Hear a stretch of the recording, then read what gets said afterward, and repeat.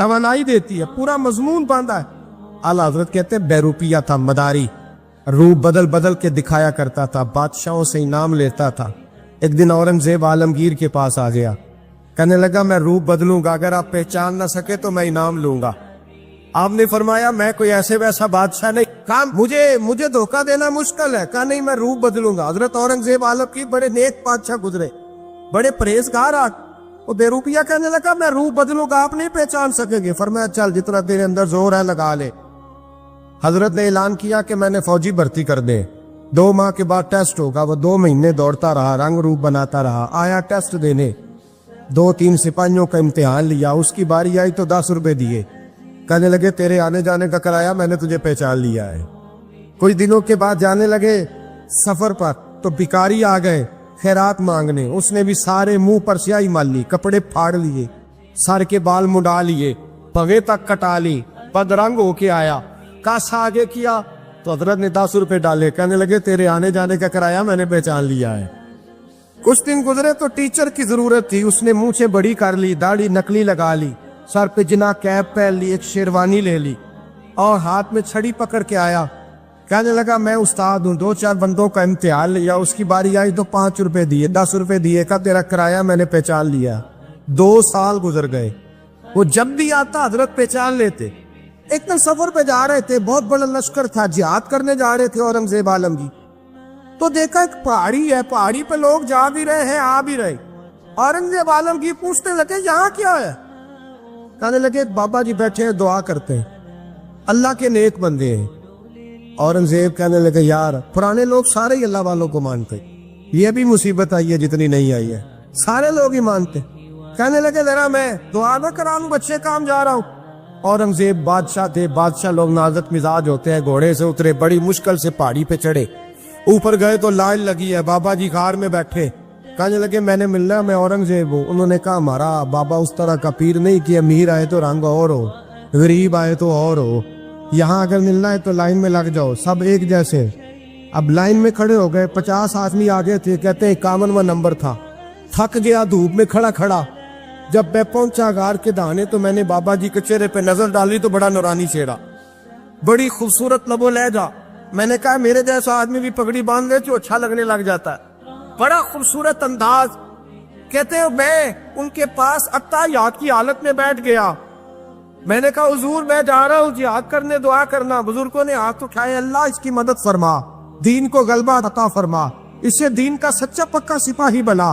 फिर थपकी दी, 2-4 नसीहतें निकाल डाली, देखना जुल्म न करना, ज्यादती न करना, जब तुम जीत खर न करना, गुरूर न करना, नसीहतें भी कर दी। कहते अब जब मैं उठा तो 2-4 दिनार बतौरे नजराना मुसल्ले के नीचे रखे और उल्टे कदम जब मैं गार से उतरा, उन्होंने रुमाल झाड़ा और उठ के खड़े हो गए। कहने लगे आज नहीं तूने पहचाना, आज नहीं तूने पहचाना, मेरा इनाम बनता है, आज नहीं पहचाना, ला पैसे। औरंगजेब कहने लगा यार तूने हद कर दी, कहाँ चढ़ा कहाँ खड़ा रहा, धूप में थक गया, कमाल कर दी भाई तूने। बता तू क्या लेगा, अब तू जल्दी बता, वो कितने लोग पीछे धूप में खड़े हैं, लश्कर सारा खड़ा है, क्या लेगा? उसने कहा सबसे कीमती हीरे वो है जो तेरे सर के ताज में लगे हुए, मुझे तेरा ताज चाहिए। ओ भाइयों सुनना और याद रखना, मेरे आला हजरत कहते हैं बादशाह ने सर के ऊपर से ताज उतारा, बहरूपिये के कदमों में रखा और कहने लगे ये ले, और ये तो तेरा मांगने पर मैंने दिया है ना, मैं वापस आता हूं तो आना, मैं अपनी मर्जी से भी तुझे दूंगा। तूने औरंगजेब जैसे बंदे को धोखा दिया, आना मैं उस वक्त भी दूंगा। वो देख बस बात खत्म हो गई, हद हो गई। देखकर कहते हैं जब मैं पलटा ना वापिस, बहरूपिये ने आवाज दी बादशाह ठहर जा। तो मैंने पलट के देखा तो कहने लगे ये अपना ताज ले जा, उठा और ले जा। मैंने कहा 2 साल बीत गए तुझे मेहनत करते, आज काबू आया तो ले जाओ। कहने लगा ले जा, मसला समझ में आ गया। मैंने कहा मुझे भी तो समझाना।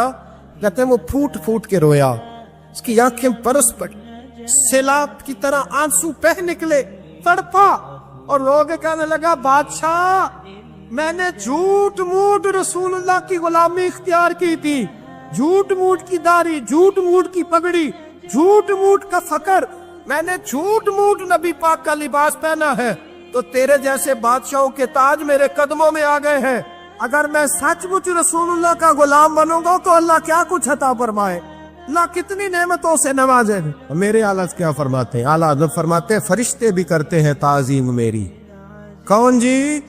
اللہ ایسا عقیدہ بھی کم ملے گا جو بریلی کے امام کا عقیدہ ہے، ایسا بھی کم۔ کہتے ہیں فرشتے بھی کرتے ہیں تعظیم میری۔ کیوں؟ فرمانے لگے فدا ہو کے ان پر یہ عزت ملی۔ بغداد کے ایک درویش عالم تھے، تو وہ جب بھی نماز پڑھاتے نا تو کسی تاجر کی 2 بیویوں کے بارے میں دعا مانگتے۔ توجہ ہے میری بات پر؟ نماز پڑھاتے تو کہتے اللہ اس تاجر کی 2 بیویوں کو اپنی خاص رحمتیں عطا فرما۔ ایک دن لوگ ان کے گرد اکٹھے ہو گئے، کہنے لگے بابا جی بتائیں تو صحیح وہ بیویاں کون تھی جن کے لیے آپ دعا مانگتے؟ تو فرمانے لگے میرے شہر کا ایک تاجر تھا، بہت بڑا تاجر تھا، مالدار تھا پر بے اولاد تھا۔ اسے بغداد سے ملک شام جانا پڑتا تھا تجارت کرنے، اور کئی مہینے اسے شام کے ملک میں رہنا پڑتا تھا۔ اس نے اس طرح کیا کہ وہاں بھی ایک شادی کر لی۔ توجہ ہے نا میری بات پر؟ کیا کر لیا اس نے؟ دوسری شادی کرنا مرد کے لیے جائز ہے، تیسری کرنا بھی، چوتھی کرنا بھی بھیا کا وقت، مگر اگر انصاف کر سکے تو۔ اگر چاروں میں ہم نہ آدھا مسئلہ سنتے ہیں اور آدھا ہی بیان کرتے ہیں، اگر انصاف نہ کر سکے پھر اس کے لیے 4 جائز، پھر وہ ایک ہی رکھے گا۔ تو عزیز دوست دوسرا نکاح کر لیا، شادی ہو گئی، اب وہ وہاں کچھ زیادہ وقت گزارنے لگا، مالدار آدمی تھا، بیوی کو مکان بھی لے کے دے دیا۔ اب وہ دیر سے آتا واپس، اور جب آتا بھی تو اس کے وہ والے انداز نہ ہوتے جو پہلے ہوا کرتے تھے۔ اب بیوی سے بڑا جاسوس بھی کوئی نہیں ہوتا، اس کو تو پہلے پتہ چل جاتا ہے کہ ماجرا کیا ہے، اسے بڑی خبر ہوتی ہے۔ تو اس نے محسوس کر لیا کہ بدلے بدلے سے میری سرکار نظر آتے۔ وہ کہنے لگی اب کہ جب آتا جاتا ہے تو اس کے حالات کچھ بدلے سے ہیں، ماحول کچھ اور ہے۔ اس نے ایک بوڑھا آدمی جو اس کا عزیز بھی تھا اور سمجھدار بھی تھا اس کو تیار کیا، کہنے لگی اب کہ جب ملک کے شام جائے نا تو اس کا پیچھا کرنا اور خبر کرنا کہ کہاں رہتا ہے، کہاں جاتا ہے، کیا کرتا ہے۔ وہ بوڑھے بزرگ جو تھے وہ خاتون کے کہنے پر کچھ اس نے کرایہ بھی دیا، وہ اس تاجر کے پیچھے گئے اور واپس آ کے خبر دی، کہنے لگے کہ یہ تو 2-3 سال بیت گئے، اس نے وہاں بھی شادی کی ہوئی ہے، تجھے بتایا ہی نہیں۔ بی بی بڑی سمجھدار تھی، حوصلہ مند، زیرک، اس نے شور نہیں مچایا۔ اس نے کہا کہ میں نا اب جب آئے گا نا تو طریقے سے بات کروں گی اور پوچھوں گی کہ ایسا کیوں کیا، اور یہ بھی اس نے آ کے بتایا کہ اگر تیرے ساتھ نکاح کے بعد اسے اولاد نہیں ملی تو اولاد وہاں بھی کوئی نہیں، کہ مکمل تفصیلات۔ اب جب اس دفعہ خاوند آیا تو آتے ہی وہ بیمار ہو گیا، کمزور ہونے لگا۔ اب خاتون نے مناسب نہیں سمجھا کہ آتے ہی دڑام سے میں اس کے سر پر یہ بت یہ ٹھوڑ دوں کہ تو نے نکاح کیا ہوا ہے اور مجھے بتایا نہیں۔ وہ ذرا تسلی میں رہی، کچھ وہ بیمار تھا، حوصلہ رکھا، خدمت کرتی رہی۔ کچھ دن گزرے تو وہ تاجر انتقال کر گیا، فوت ہو گیا۔ اب راز کھل نہ سکا، عدت گزاری، اور جب سارا مال جمع کیا نا تو اشرفیوں کی بوریاں بھر گئی، سارا مال اس بی بی کا، 4 بوریوں میں اشرفیاں، 4۔ یہاں تو پیٹ کا دوزخ ہے، معاذ اللہ، بھرتا ہی نہیں۔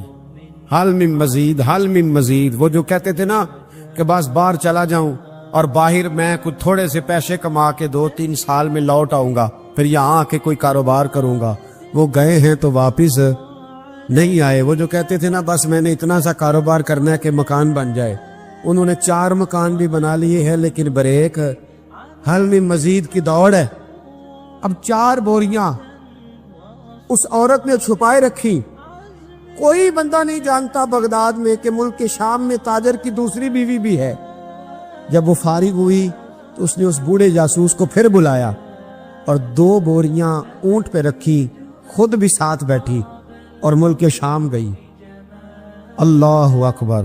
وہ بزرگ کہتے ہیں میں ایسے نہیں دعا کرتا، اس کو جا کے کہنے لگی میں اکیلی وارث نہیں ہوں، آدھے کی وارث تو بھی ہے، میں اکیلی وارث نہیں، یہ تقسیم وراثت ہے، آدھی کی وارث تو بھی ہے، تو رکھ اپنے پیسے، مجھے پتا ہے اس نے نکاح کیا تھا پر مجھے بتایا نہیں تھا، تو رکھ اپنے پیسے، میں تجھے دے رہی ہوں، آدھے تیرے ہیں آدھے میرے ہیں۔ اس نے نظر اٹھائی تو رو پڑی، کہنے لگی نہیں اب یہ سارے تیرے ہی ہیں، اگر تو اللہ سے ڈرتی ہے تو میں بھی رب سے ڈرتی ہوں، اگر تو مصطفیٰ کریم کا کلمہ پڑھتی ہے تو میں بھی اسی نبی کی ماننے والی ہوں۔ کہا بات کیا ہے، میرا کیوں ہے سارا؟ تو وہ خاتون کہنے لگی وہ 2 سال 3 سال سے میرے ساتھ نکاح تھا اور اس نے بتایا تھا مجھے کہ میری بیوی بھی ہے، اور میں غریب تھی تو میرے والدین کو بھی بتایا تھا کہ میری دوسری شادی ہے۔ یہ مکان اس نے مجھے لے کے دیا تھا، میرے تمام اخراجات وہ پورے کرتا تھا، نان و نفقہ کا خیال رکھتا تھا، لیکن اب کہ جب وہ آیا تو وہ بیمار تھا۔ اس نے مجھے بتایا کہ مجھے طبیب نے بتایا ہے کہ میں شدید بیمار ہوں، شاید بچ نہ سکوں۔ تو کہنے لگی وہ مجھے کئی لاکھ روپے بھی دے گیا اور جاتے دفعہ مجھے طلاق بھی دے گیا، فارغ کر گیا۔ کہنے لگا تو جہاں چاہے میرے بعد نکاح کر سکتی ہے، اور کہنے لگا میں چاہتا تھا پہلی بیوی کو بتا دوں، موقع نہیں بنا اور اس کا دل نہ ٹوٹے، بتا نہیں پایا، لہذا وہ مجھے ڈھیر سارے پیسے دے چکا ہے، سارا میرا حصہ مجھے پہلے سے دے چکا ہے۔ میری بہن اب یہ 4 بوریوں میں سے 2 میری نہیں بلکہ 4 کی 4 ہی تیری ہے، تو ہی اس کی حقدار ہے۔ تو بزرگ کہتے ہیں مجھے بتاؤ جن کے اندر اس قسم کے تقوی کی جھلک ہو ان کے لیے ہر نماز کے بعد دعا مانگنی چاہیے کہ نہیں مانگنی چاہیے؟ حضرت عمر کے زمانے میں ایک نوجوان تھا، نیک تھا، مسجد جایا کرتا تھا رات کو۔ تو مسجد جا رہا تھا تو رستے میں ایک عورت نے دعوت گناہ دی، ابن عساکر نے اس کو لکھا ہے۔ تو نوجوان تھا، خواہشات تھی، کچھ طبیعت مائل ہو گئی، ابھی ادھر جا ہی رہا تھا کہ کسی نے آیت پڑھ دی والی من خاف مقام ربی جنتان، جو رب کے سامنے کھڑے ہونے سے ڈرے گا اللہ 2 جنتیں دے گا۔ واقعی ڈر گیا، وہ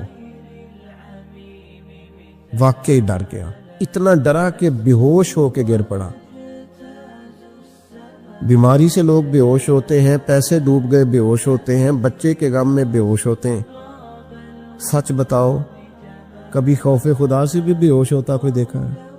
ہمارے ہاں تو روز مرہ ہی نہیں ہے بھائی، اور بڑی باتیں ہیں بے ہوش ہونے کی، ڈرنے کی، غش کھانے کی۔ بے ہوش ہو کے گر پڑا، بوڑھے باپ کو کسی نے بتایا بچہ بے ہوش پڑا ہے، اٹھا کے گھر لائے، گھر لا کے کہا بیٹا کیا ہوا؟ نوجوان ہے، چڑھتی جوانی ہے پر پاکیزہ بڑی ہے۔ کہنے لگا ابا جی گناہ کی طرف چلا گیا تھا پر میں نے آیت سن لی جو اللہ کے سامنے کھڑے ہونے سے ڈرے گا رب 2 جنتیں دے گا، میں ڈر گیا تھا، رب واقعی 2 جنتیں دے گا۔ باپ رو پڑے، ابا جی کی آنکھوں میں آنسو آئے اور کہا پتر اللہ بڑا مہربان ہے، اس کے وعدے سچے ہیں، واقعی 2 جنتیں دے گا۔ اس نے پھر ایک چیخ ماری اور اس طرح کی ماری کہ اس کی روح ہی پرواز کر گئی، روح ہی پرواز کر۔ کشتگان نے خنجر تسلیم را، عشق کی خنجر سے قتل ہو گئے لوگ۔ صبح حضرت عمر کو پتا چلا کہ انہوں نے تو رات جنازہ بھی پڑھ دیا، تدفین بھی کر دی۔ جناب عمر فرمانے لگے اتنا نیک نوجوان خوف خدا سے دنیا سے چلا گیا، مجھے کیوں نہیں بلایا میں جنازہ پڑھتا؟ فاروق اعظم فرما رہے ہیں میرا شوق تھا میں اس کا جنازہ پڑھتا۔ کہ حضور آپ کو تکلیف نہیں دی؟ فرمایا بتاؤ قبر کہاں ہے؟ تے کامل پیر اونا دے باہو قبر جنا دی جیوے۔ حضرت فاروق اعظم قبر پہ تشریف لے گئے اور کھڑے ہو کے فرمانے لگے نوجوان مجھے امید ہے میرے رب نے تجھے 2 جنتیں دی ہوں گی۔ ابن عساکر کھول کے دیکھو تاریخ بغداد نے کیا لکھا ہے۔ حضرت سیدنا فاروق نے فرمایا امید ہے 2 جنتیں دی ہوں گی، قبر کے اندر سے بولا کامل پیرونا دے باہو قبر جنا دی جیوے، قبر کے اندر سے بولا۔ کہنے لگا حضور امید والی بات نہیں، رب کے وعدے سچے ہیں، اس نے واقعی مجھے 2 جنتیں عطا فرمائی، 2 جنتیں دی ہیں، میں نے اپنے مالک کو راضی پایا۔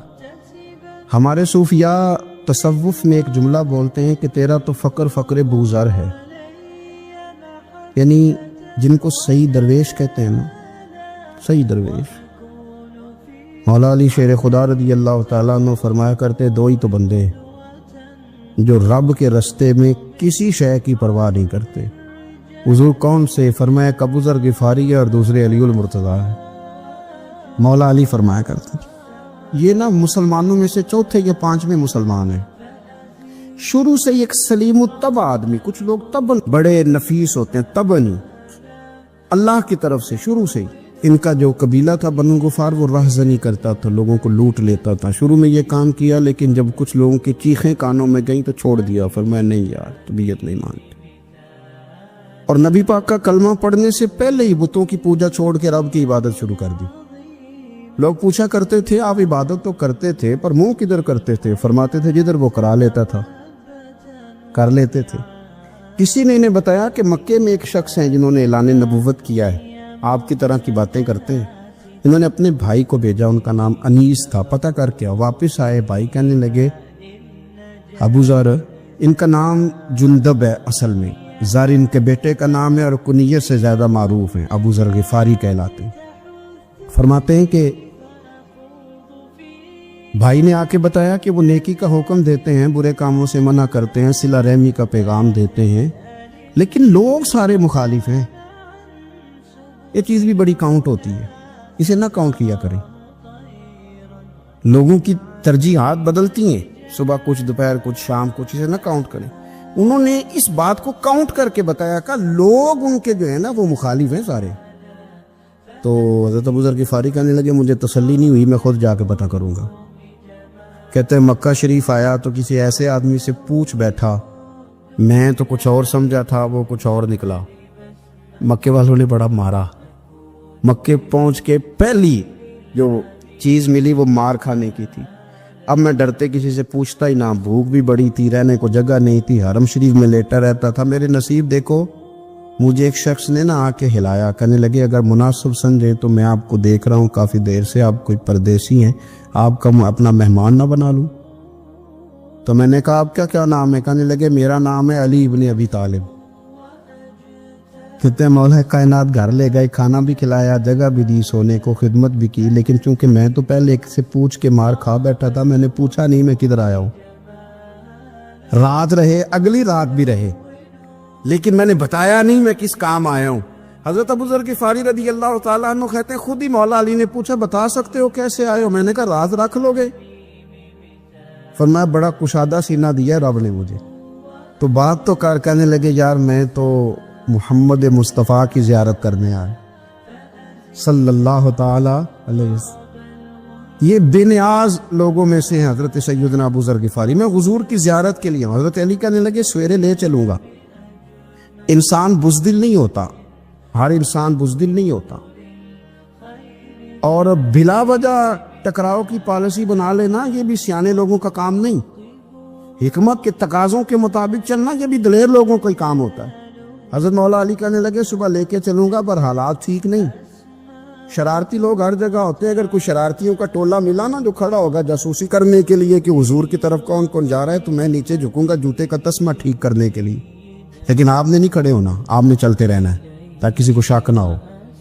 کہتے اس ترتیب سے حضرت علی مجھے لے کے گئے، میں حضور کی بارگاہ میں پہنچا۔ مولا علی کہتے ہیں بڑے بڑے لوگ سوال کرتے تھے پر یہ شروع سے سلیم الطبع تھے، مجھے کہہ لینے دینا، جنہوں نے ماننا ہوتا ہے وہ لمبے سوال کرتے ہی نہیں۔ مان جو لیا تو لمبے سوالوں کی ضرورت ہی کوئی نہیں۔ کہتے ہیں لوگ بڑے بڑے سوال کرتے تھے پر ابو ذر نے 2-3 باتیں پوچھی اور آگے جا کے کہنے لگے حضور ہاتھ بڑھائیں مجھے کلمہ پڑھائیں۔ نبی پاک صلی اللہ علیہ وسلم نے کلمہ پڑھایا، فرمایا باہر جا کے نا ابھی ذکر کرنا کہ تم مسلمان ہو گیا، یہ ماریں گے۔ عرض کی حضور انہیں مارنے دے، میں آیا بھی مار کھانے ہے، انہیں مارنے دے نا۔ پڑا فلک کو کبھی دل جلوں سے کام نہیں، دار دل بھی نے کہا تھا پڑا فلک کو کبھی دل جلوں سے کام نہیں، اور جلا کے راکھ نہ کر دوں تو داغ نام نہیں۔ ماری تو کھانے آئے ہیں، مارنے دے، کرنے دے زور جتنا لگانا ہے لگانے دے۔ باہر جا کے اعلان کیا، مکے والوں نے مارا، اتنا مارا کہ بے ہوش ہو گئے۔ پھر کسی نے بتایا کہ تم نے گزرنا بھی ہے ان کے علاقے سے، بنو غفار سے، پھر ان کا پتہ بھی ہے یہ لوگ بڑے سخت ہیں، پھر چھوڑا۔ تپن بڑے جلالی تھے، زاہد مزاج تھے، فرماتے تھے کہ جو تمہاری ضرورت سے زیادہ ہے وہ سارا صدقہ کرو۔ کنز کے معاملے میں ان کا رویہ یہ تھا، صرف حضرت صدیق اکبر کو کچھ نہیں کہا انہوں نے، باقی حضرت عمر جیسے آدمی کو بھی کھڑا کر کے کہہ لیتے تھے یہ مال کیوں رکھا ہوا ہے خزانے میں، بانٹتے کیوں نہیں سارا؟ اور جناب عثمان غنی رضی اللہ تعالیٰ عنہ کے ساتھ تو باقاعدہ کئی دفعہ اس موضوع پر گفتگو کی۔ وہ کہتے تھے کہ جب اللہ کہتے ہیں قرآن میں کہ مال دولت جمع نہیں کرنی، تو وہ جو لوگ تھے وہ بھی بڑی شانوں والے تھے. وہ کہتے تھے کہ اللہ نے جب زکوٰۃ فرض کی تو مال جمع ہوتا ہے تو زکوٰۃ فرض ہوتی ہے نا. جب فطرانے کا کہا تو مال ہوتا ہے تو فطرانہ آتا ہے نا. تو آپ جو کہہ رہے ہیں وہ ٹھیک ہے، پر آپ اعلیٰ بات کر رہے ہیں تقوی کی، سارا بانٹو. تو حضرت ابو ذر غفاری کہتے تھے چلو ٹھیک ہے تمہاری بھی بات مان لیتا، پر یہ بتاؤ مدینے والے کا اپنا طریقہ کیا ہے؟ کہا بھائی حضور کا طریقہ تو وہی ہے جو آپ بتا رہے ہیں. تو فرمانے لگے پھر اس رستے نہ چلیں جو رستہ مدینے والے رسول کا ہے. اور حضور سے، نبی پاک سے عشق کرتے بڑا کھل کے. یہ صحابہ صفہ میں سے تھے. کلمے پڑھنے کے بعد چونکہ طبیعت جلالی تھی تو حضور نے بھیج دیا، فرمایا واپس جاؤ اپنے قبیلے میں تبلیغ کرو. واپس گئے، بھائی کو مسلمان کیا، والدہ کو مسلمان کیا، قبیلہ سارا مسلمان کیا، وہیں رہے. ہجرت مدینہ کے بعد آئے تبوک کے موقع کے قریب، اور حضور نے صحابہ صفہ میں رکھ لیا. نوکری کرتے مدینے والے رسول کی، دلیر آدمی تھے، بڑا قبیلہ تھا، پر ڈیوٹی کرتے، ڈیوٹی خدمت کرتے. ایک بیٹا تھا زار اس کا نام تھا، اس کی ڈیوٹی لگائی تم نے میرے نبی پاک کے اونٹ چرانے. ڈاکو آئے تو صاحبزادہ اونٹوں کی، اونٹنیوں کی حفاظت کرتے شہید ہو گیا. اور یہ انوکھا بندہ ہے جس نے شرط لگائی تھی کہ میں نے کالی سیاہ رنگ کی عورت سے شادی کرنی. انوکھا بندہ ہے. ایک بیٹی تھی، ایک بیٹا، بیٹا شہید ہو گیا. بیوی سے کہا تم نے نبی پاک کے گھر میں خدمت کرنی ہے، حضور کے گھر والوں، اور میں نبی پاک کی نوکری کروں گا. حضور کی خدمت کرتے، ہر وقت خدمت میں رہتے. اور حضور جب آتے نا، صحابہ صفہ میں یہ شامل تھے جو لوگ دین سیکھتے. حضور جب آتے تو سب سے پہلے آ کے حضرت ابو ذر غفاری کا پوچھتے، بلائیں. اور جب بات کرتے حضور تو بار بار ان کو مخاطب کر کے بات کرتے. حضرت ابو ذر غفاری رضی اللہ تعالیٰ عنہ کا نبی پاک سے اتنا پیار کہ ہماری بھی مشکل حل کر دی. ابو داؤد شریف میں موجود ہے. ایک دن کہنے لگا یا رسول اللہ صلی اللہ علیہ وسلم، اگر کوئی بندہ کسی سے پیار بڑا ہی کرے پر اس جیسے عمل نہ کر سکے، کوشش کرے کرنا. لوگ ہمیں کہتے ہیں نا جی پیار بڑا، عمل بھی تو کرو نا. بھی کرنا چاہیے، پر انسان ہے نا، غلطی بھی تو ہو ہی جاتی ہے. اب ہم عمل نہیں کر سکتے تو تم ہمیں پیار بھی نہیں کرنے دو گے؟ مہربانی کرو، پیار تو کرنے دو نا. حضرت ابو ذر غفاری نے کہا، ابو داؤد شریف میں موجود ہے، یا رسول اللہ صلی اللہ تعالی علیہ وآلہ وسلم، حضور پیار بڑا کرے پر ان جیسے عمل نہ کرے تو حکم کیا ہے؟ تو حضور نے فرمایا پیار سچا کرے، اللہ قیامت کے دن جس سے محبت کرے گا نا اس کے ساتھ ہی دونوں کو اکٹھا فرما دے گا. تو حضرت ابو ذر نے فوراً کہا حضور پھر مجھے آپ سے بھی بڑا پیار ہے، رب سے بھی بڑا پیار ہے. فرمایا فکر نہ کرنا، جنت میں اکٹھے ہی جائیں گے. اتنی محبت رسول پاک کی ذات کے ساتھ. حضور کی نوکری کرنا. ایک دن خدمت کرتے کرتے سو گئے. حضور مسجد میں آئے پتہ کرنے کہ ابو ذر آرام کر رہا ہے. یہ بھی مزہ ہوتا ہے، خیال رکھنا اپنے درویشوں کا، کیا کھایا کیا پیا، کہاں سوئے. حضور رات کو آئے، یہ سوئے ہوئے. فرماتے ہیں حضور نے میرا انگوٹھا ہلایا، میں اٹھ کے بیٹھ گیا، حضور بھی میرے پاس بیٹھ گئے. اور میں ابو ذر بڑا پیار کرتے ہو، سونے آپ کو پتہ ہی ہے. کہا یار تو بڑی نوکری کرتا ہے، ایک دن وہ بھی آئے گا جس دن تجھے میری مسجد اور میرے شہر سے جانا پڑے گا، پھر کیا کرو گے؟ تو عرض کی حضور کسی کی طاقت ہے مجھے آپ کے شہر سے نکالے؟ میں تلوار نکال لوں گا. نبی پاک نے فرمایا تلوار نہ نکالنا، جہاں تمہیں بھیجا جائے چپ کر کے چلے جانا. حضور کب تک؟ فرمایا جب تک اللہ تیری اور میری ملاقات نہیں کرا دیتا، یعنی وصال تک. یہ واحد شخص ہیں کہ حضور کے وصال ظاہری کا وقت آ گیا تو فرمایا کوئی میرے ابو ذر کو بلاؤ. جب یہ آئے تو حضور لیٹے ہوئے تھے، یہ جھکے نبی پاک کی طرف، حضور میں حاضر ہو تو حضور نے پکڑ کے سینے کے ساتھ لگا لی. میرے رسول پاک صلی اللہ علیہ وسلم کی خدمت میں ایک دفعہ عرض کرنے لگے حضور مجھے صوبے کا گورنر بنا دے. تو نبی پاک نے فرمایا ابو ذر میں عہدے پسند نہیں کرتا، تو تمہیں بھی میں کہتا ہوں عہدہ نہ لینا، تمہیں بھی کہتا ہوں عہدہ نہ لینا. فرمایا ابو ذر میں جو چیز اپنے لیے پسند کروں گا تمہیں بھی اسی کا مشورہ دوں گا. تم بندے اچھے ہو پر یہ کام تمہارے بس کا نہیں ہے. بڑے زاہد آدمی. میرے رسول کریم صلی اللہ تعالی علیہ وآلہ وسلم نے ان کے بارے میں فرمایا جس طرح نبیوں میں حضرت عیسیٰ علیہ السلام ہوئے. حضرت عیسیٰ دیکھیں نا، انبیاء میں اللہ تعالیٰ نے ہر قسم کی عظمت نبیوں کو دی. جناب سلیمان علیہ السلام کا تو تخت بھی ہوا میں اڑتا تھا، جن تک تابع دار تھے. اور نبیوں میں حضرت عیسیٰ بھی ہیں جن کے پاس گھر بھی کوئی نہیں، شادی بھی کوئی نہیں کی، اینٹ سرانے رکھ کے تکیہ بناتے.